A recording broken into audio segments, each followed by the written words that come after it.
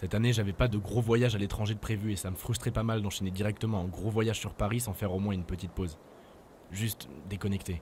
Alors quand après quelques négociations, j'ai réussi à me libérer 3 semaines et que ma copine m'a proposé de la rejoindre pour la fin de son Erasmus aux États-Unis, je n'ai clairement pas pu dire non. Du coup, welcome to San Francisco.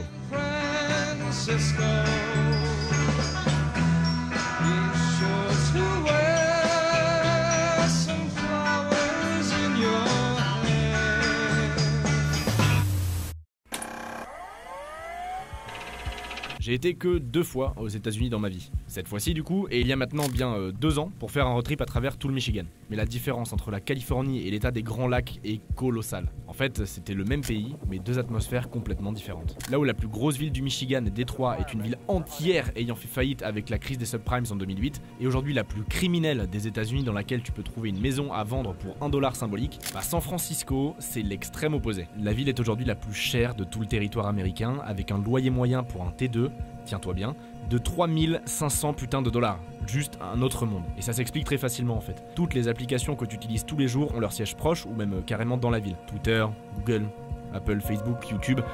Toute cette région de la Californie est le cœur de la tech mondiale et fatalement, ça a un impact. Du coup, à part une première nuit surprise au Hilton, j'ai passé les 3 semaines au Dakota Hotel. Une auberge de jeunesse qui a tout d'un vrai petit hôtel. Alors pour te le situer, c'est là, 606 Post Street en plein Financial District. Et si je retiendrai bien une chose de ce quartier, c'est qu'il est aux antipodes des clichés que j'avais de San Francisco en traînant sur internet juste avant mon départ.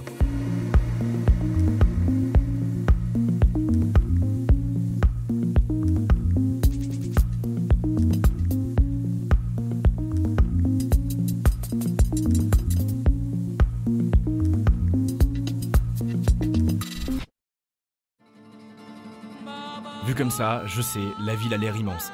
Mais en réalité, pas tant que ça. Enfin, c'est quand même 121 km² de superficie, le bébé, soit légèrement plus grand que Paris. Mais elle n'est que 13e sur la liste des plus grandes villes américaines. Même en population, en fait, c'est pas incroyable. En 2017, la ville comptait 871 000 habitants. Autant que Marseille pour donner un ordre d'idée, mais sur 2 fois moins d'espace. Même juste en Californie, San Diego et San José comptent plus de résidents. Enfin bref, je dis ça, mais ça reste colossal et la ville n'en est pas arrivée là n'importe comment. Elle reste aussi assez récente malgré tout comparée à nos villes du vieux continent. C'est un certain José Joaquín Moraga, colon espagnol, qui fonde Yerba Buena, premier nom de la ville en 1776, et installe sa colonie dans l'actuel quartier de Presidio Park. Le quartier sûrement le plus aisé aujourd'hui. La ville change de nom en 1847 en l'honneur de Saint François d'Assise, le père fondateur de l'ordre franciscain.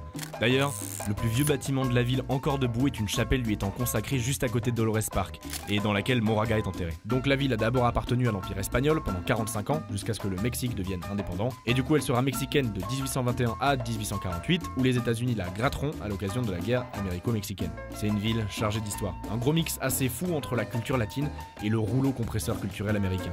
Et d'ailleurs, je vous parlerai des heures de l'histoire de San Francisco tant il y a à dire. Mais attends, merde, je parle beaucoup trop. Si je suis la chronologie de mon voyage là-bas, en fait, on arrive déjà à la séquence road trip. Bon, on va prendre l'avion, direction Los Angeles.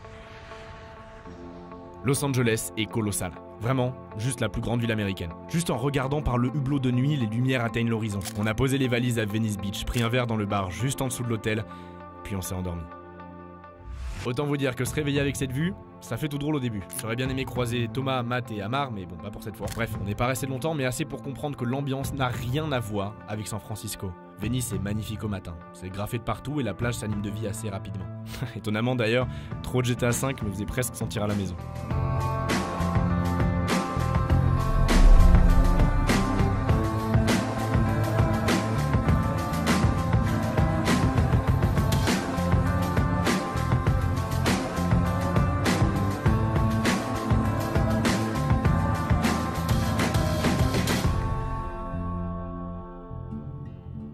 J'en étais où déjà? Ah oui, notre plan c'était de longer la côte sur la Highway 1.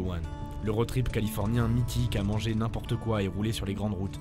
Voir des panoramas incroyables et plus se soucier de rien à part de l'essence restante dans le réservoir. Le temps capricieux de la côte n'y change à rien. C'était trop cool. S'arrêter dans des motels, celui d'un village côtier, Morobé, partagé entre pêche, loutre et usine électrique. Se perdre entre les collines et les plaines, faire voler le drone partout où c'était possible pour prendre de la hauteur. Et je l'ai poussé à bout pour capturer ces images du Hearst Castle. Hey Mr. Tambourine Man, play a song for me. I'm not sleepy and there is no place I'm going to. Hey Mr. Tambourine Man, play a song for me. In the jingle jangle morning, I'll come following you. Though I know that evening's empire is returned into sand, vanished from my hand, left me blindly here to stand, but still not sleeping. My weariness amazes me, I'm branded on my feet. La dernière nuit serait à Monterey. Selon ma mère, c'est le théâtre des aventures de Zorro. Ça a bien changé. Et toute la côte californienne a été l'occasion de jalouser sur ces incroyables maisons bordant le Pacifique. De Malibu à Santa Cruz, dont le parc d'amusement serait la dernière attraction de notre voyage.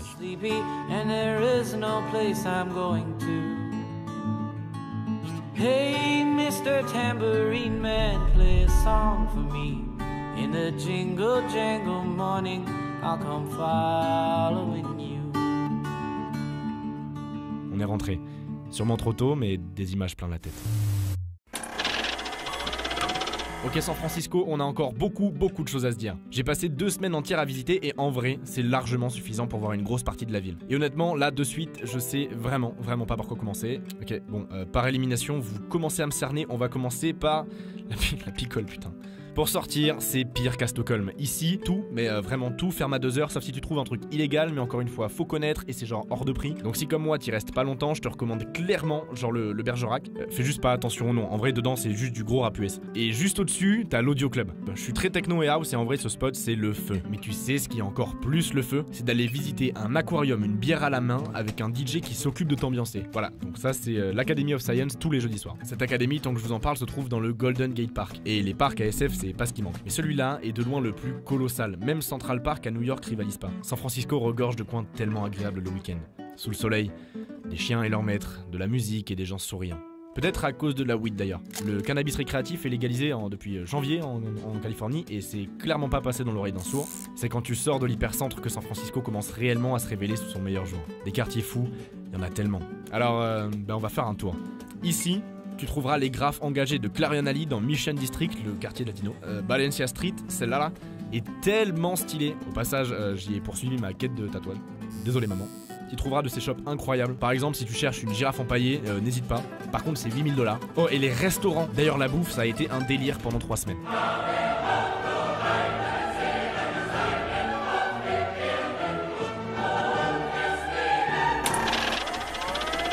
À côté, là, t'as Castro Street, parmi les plus vieux quartiers gays des États-Unis. La ville est très progressiste là-dessus d'ailleurs, avec des drapeaux qui font genre 8 fois ta taille. Après, j'y suis juste passé en coup de vent, je vais pas te mentir, donc j'ai moins de choses à raconter dessus. Mais si tu prends le Uber, ah oui, petite parenthèse, parce que c'est tellement moins cher comparé à la France, quasiment au même prix que les transports en commun, alors le choix est vite fait. Bref, prends un Uber et tu devras aller faire un tour juste à côté dans l'ancien quartier hippie, High Ashbury. Tu trouveras les meilleurs sneakers, les meilleures fripes, et en bas de High Street, tu tomberas proche d'Alamo Square et d'une des figures emblématiques de cette ville. Les Painted Ladies. Bon, je l'admets, en soi c'est juste 5 baraques colorées, mais écoute, c'est connu et joli. Toute cette zone là, ça, c'est vraiment cool.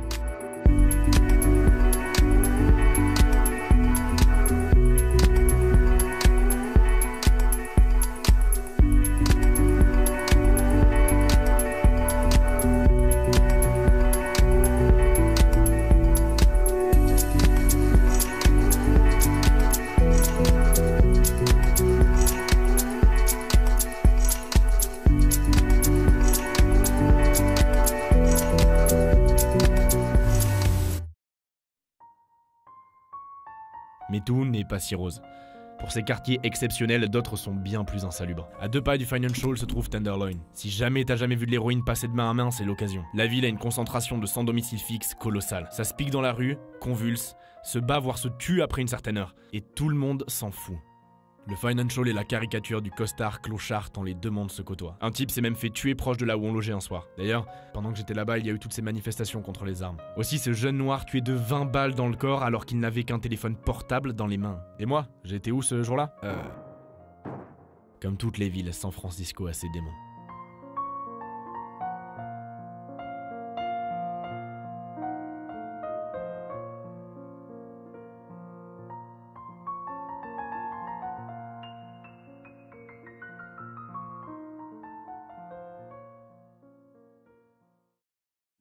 Bon alors on a pas mal avancé, je vous ai déjà présenté pas mal de quartiers, mais toute cette zone là reste assez mystérieuse. En fait, la grosse majorité de l'ouest de San Francisco c'est essentiellement résidentiel. Outer Sunset, Sunset District et Outer Richmond. C'est calme, quelques quartiers dans une immense ville au bord de l'eau. Je vous en parle pas des masses parce qu'il n'y a rien de particulièrement touristique. Ah si, peut-être le Palace of Fine Arts. En tout cas sa reconstruction, il devait disparaître à jamais mais a été préservé à la suite d'une exposition. Un peu comme la Tour Eiffel. Ça me fait penser qu'en réalité on approche de la fin et que je vous ai pas parlé des incontournables de la ville. Les lieux les plus connus et que t'as déjà sûrement vu en photo, comme le Pier 39 et ses célèbres Sea Lions qui ont toujours un public. Je t'ai pas non plus parlé de la Coit Tower, cette tour emblématique datant de 1933 construite en l'honneur des pompiers de la ville. Ah et j'allais oublier probablement le plus important, Alcatraz qui surveille la baie.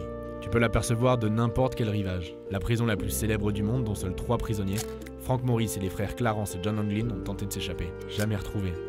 On les suppose morts reposant au fond de la baie. Ok, je réalise qu'il y a tellement de lieux cultes et d'histoires pour les accompagner que j'aurai pas le temps de tous vous les énumérer. Mais quelque part, ça te laisse encore un tas de choses à découvrir.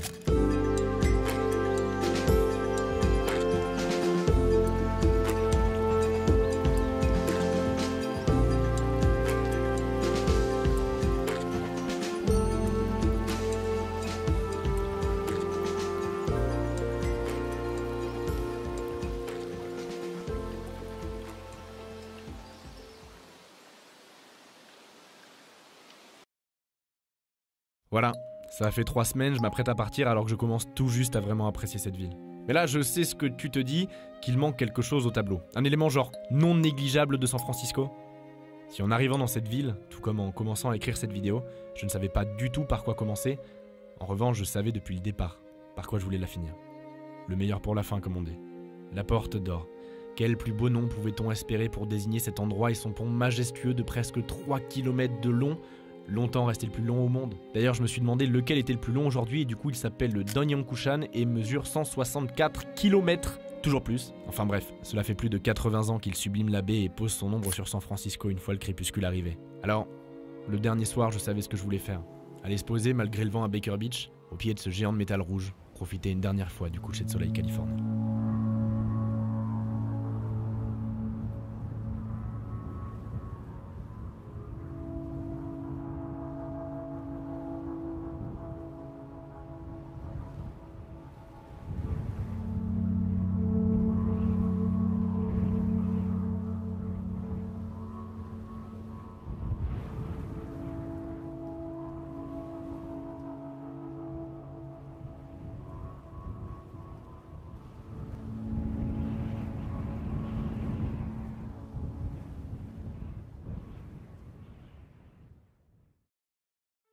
Il est temps d'en finir, je vais pas te retenir plus longtemps. Je sais pas si tu l'auras ressenti, mais San Francisco est une ville à part. L'ambiance n'est comparable à aucune autre, tantôt oppressante qui te fait ressentir dans ses plus profonds travers les injustices qui balayent les États-Unis, tantôt un formidable pôle d'innovation, de progrès et une vraie beauté citadine.